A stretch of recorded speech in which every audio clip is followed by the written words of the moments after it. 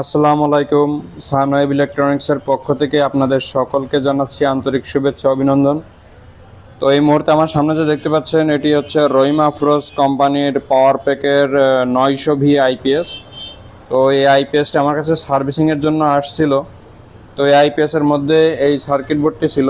তো এই সার্কিট বোর্ডটিতে অনেকগুলো প্রবলেম, তো যার কারণে আমরা এই বোর্ডটি বাদ দিয়ে আমাদের নিজস্ব তৈরি করা যে ডিএসপি বোর্ড, এই ডিএসপি বোর্ডগুলো দিয়ে আমরা এখানে ফিটিং করে দিলাম। এবং একই সাথে এই সার্কিট বোর্ডটা আমরা 2 বছরের অফিসিয়াল ওয়ারেন্টি দিচ্ছি। কোনো কারণবশত আইপিএসটি যদি নষ্ট হয় তাহলে শুধুমাত্র এই সার্কিট বোর্ডটি আমরা 2 বছরের রিপ্লেসমেন্ট ওয়ারেন্টি দিয়ে থাকতেছি।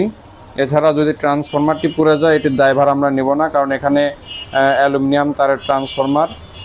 তো এইখানে সার্ভিসিং খরচ আমরা টোটালি নিয়েছি অনলি 4000 টাকা, শুধুমাত্র বোর্ডটা চেঞ্জ করার জন্য। আর সেই সাথে বোর্ডে থাকতেছে 2 বছরের ওয়ারেন্টি। তো এই ধরনের বোর্ডগুলা, এটা দেখেন মাইক্রোটেক কোম্পানির বোর্ড। তো এই বোর্ডগুলা চিপ সার্কিট, এগুলো এসএমডি পার্টস নষ্ট হলে সহজে ঠিক করা যায় না, বা ঠিক করলে এটা যে আসলে কতদিন টেকবে তারও কিন্তু ওয়ারেন্টি গ্যারান্টি কোম্পানিও দিতে পারে না, আমরাও দিতে পারি না। তো যার কারণে আমরা এই বোর্ডগুলা দিই না। এখানে আমরা দেখতে পারেন আরও অনেকগুলো বোর্ড এই মাইক্রোটেকেরই পড়ে আছে। তো ইদানিং যাবৎ এই আইপিএসগুলো আসলে রহিম আফরোজ কোম্পানির এই আইপিএসগুলো বেশি নষ্ট হচ্ছে।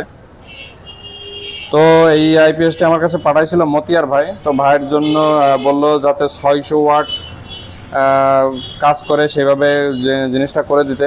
তো আমরা ভাইকে পরামর্শ দিয়েছিলাম আমাদের আইপিএসের এমন ডিজিটাল ডিসপ্লে, তো বলছিলাম এরকম ডিসপ্লেটা লাগাই নিতে। তো ডিসপ্লে লাগানোর জন্য সামনে কেটে ফেলতে হবে, আর নয়তো নতুন আইপিএসের যে ক্যাবিনেট সেগুলাই করে নিতে হবে। কিন্তু ভাই বলছে কোনো ক্যাবিনেট লাগবে না, ডিসপ্লেও লাগবে না, জাস্ট শুধুমাত্র এই আইপিএস বিদ্যুৎ চলে গেলে যে বাতি সেইটা, আর বিদ্যুৎ থাকাকালীন বাতি, এই দুটো জ্বললেই হবে। তো যার কারণে আমরা এখানে ডিসপ্লে বা ক্যাবিনেটটাও চেঞ্জ করি নাই, শুধুমাত্র এই দুইটা লাইটের কানেকশন করে দিয়েছি। তো আসুন প্রথমে আমরা একটু আইপিএসটা অন করি। আইপিএসটা অন করে দেখবো যে আসলে 600 ওয়াট ঠিক মতো চালাতে সক্ষম কিনা। তো এখানে দেখেন আমার এখানে যে এগুলাকে একটা 200 ওয়াটের বাল্ব। আপনারা জানেন বাসাবাড়ির সিলিং ফ্যান সচরাচর 80 থেকে 90 ওয়াট হয়ে থাকে। তো সেই ক্ষেত্রে যদি আমি এখানে 200, 400, 600 ওয়াট লোড ধরি তাহলে বুঝতে পারতেছেন যে কতগুলা সিলিং ফ্যান চলতে পারে এবং সেই সাথে লাইট ফ্যান চলতে পারে। তো আসুন আমরা প্রথমে সুইচটা অন করি। এই যে আমি সুইচটা অন করলাম। সুইচ অন করার সাথে সাথে দেখতে পারেন আইপিএসের বাতিটি কিন্তু গ্লো হয়ে গেছে, আর সেই সাথে যে 200 ওয়াটের বাল্ব জ্বলে উঠছে। এবং এখানে যে 220-19 ভোল্ট দেখতে পাচ্ছেন এটা কিন্তু ফিক্সড। এটি আপনি কোনো কিছু চালালেও 219 দাঁড়িয়ে থাকবে, না চালালেও বা ফুল লোড চালালেও কিন্তু 219-এ দাঁড়িয়ে থাকবে। আর এখানে আমাদের ডিসপ্লেতে আসলে ওয়াট বা টোটাল সব কিছু কিন্তু দেখা যায়। তো যেহেতু উনি লাগিয়ে নেবে না তাই আমরা জোর জুলুম করলাম না। তো দেখেন 200 ওয়াট, আমি আরেকটা 200 দিলাম, 600, আরেকটা 200, এই 400 আর 200, 600 ওয়াট লোড দিছি। তো 600 ওয়াট লোডে আপনারা দেখতে পারেন 626 ওয়াট কিন্তু লোড চলতেছে। আর ব্যাটারি ভোল্টেজ 10.9 চলে আসছে যদিও। এই যে 626 ওয়াট লোড কিন্তু চলতেছে। তো 600 ওয়াট লোডেও কিন্তু ভোল্টেজ কিন্তু বসে নাই, 219 দাঁড়িয়ে আছে। আমি আরেকটা 100 ওয়াট দিয়ে ওভারলোডটা চেক করে নেব।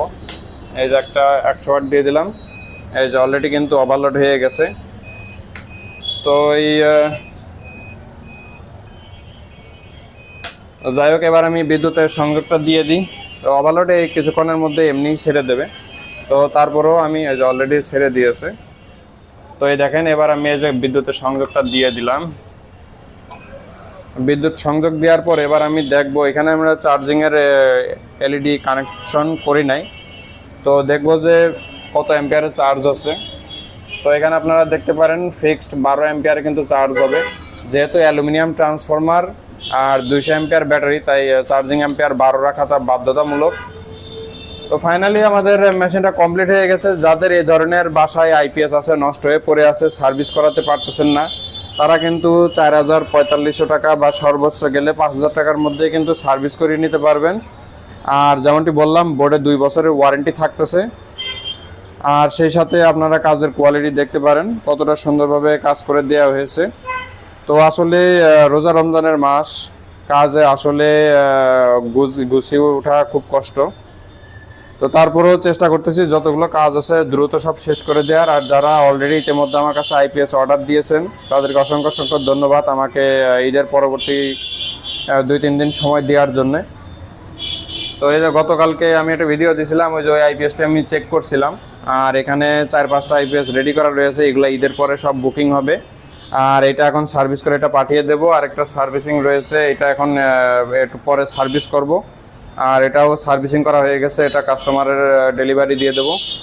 তো আপনাদের যাদের আইপিএস প্রয়োজন, নতুন আইপিএস বা সোলার আইপিএস কিংবা এই ধরনের আইপিএস সার্ভিসিং করানো প্রয়োজন, তারা আমার সাথে যোগাযোগ করতে পারেন। আশা করি স্বল্প মূল্যে আপনাদেরকে সেরা সার্ভিসটাই দেওয়ার চেষ্টা করব। তো সকলে ভালো থাকবেন, সুস্থ থাকবেন। আসসালামু আলাইকুম।